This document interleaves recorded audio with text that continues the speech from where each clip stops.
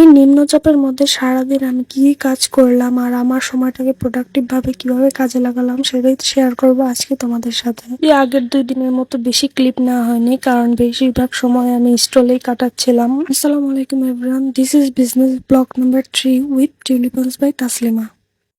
তো গতকাল 1টা পর্যন্ত ভিডিও এডিট করে আপলোড দেওয়ার পর 11টার সময় ঘুম ভাঙে, আর তখন এই আবহাওয়া দেখে ভাবলাম যে কিছু হালকা পাতলা কাজই করে নেওয়া যাক। তো তাই আমি বসে গেলাম ফ্লাওয়ার বুকেট গুলোকে কমপ্লিট করার উদ্দেশ্যে। আসলে আমি যেই রুমে বসে এগুলোর কাজ করি সেই রুমে ফ্যান নেই, এজন্য গরমে কাজ করা কষ্ট হয়, তাই আমি ঠান্ডার মধ্যে যতটুকু সম্ভব কাজ এগিয়ে নেওয়ার চেষ্টা করতেছি। আর এখানে ছোট করে আমার জিনিসপত্রের একটা ট্যুরও তোমাদের দিয়ে দিলাম। এখানে অনেক কিউট কিউট র্যাপিং পেপার আছে যেগুলো আমার কালেকশন করতে অনেক অনেক বেশি ভালো লাগে। তো 3টা ফ্লাওয়ার বুকেট কমপ্লিট করার পর আমি কিছু স্যাম্পল নিয়ে বসলাম যে কোনটার সাথে কোন কম্বিনেশনটা যায় ফ্লাওয়ার বুকেট বানানোর জন্য, এটা টেস্ট করছিলাম।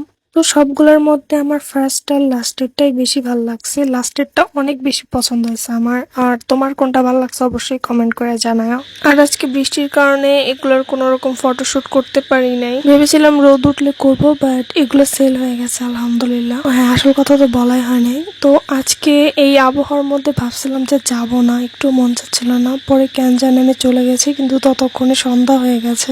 এইভাবে আমি মোটামুটি আমার একটা স্টল দিয়ে দিয়েছি।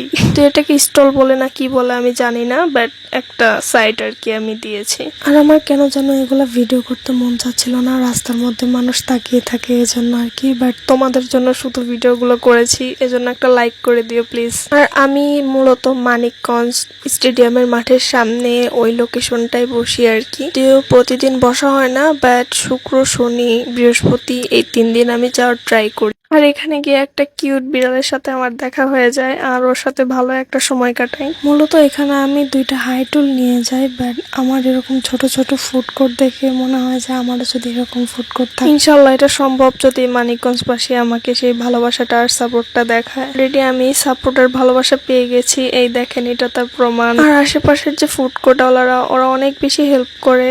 যাই হোক, রাতের বেলা ছোট ভাই এসে আমাকে নিয়ে যায়, যদি আমি একাই যেতে পারি তাও তারা আমার অনেক বেশি ফিকার করে। তো এই হলো আমার আজকের ব্লগ। আশা করি কেমন লাগছে আমি জানি না, বোরিংও লাগতে পারে, তো কমেন্ট করে দিও আজকের ব্লগটা হেল্পফুল ছিল নাকি। সবাই ভালো থাকো, সুস্থ থাকো, টেক কেয়ার, আল্লাহ হাফেজ, টাটা।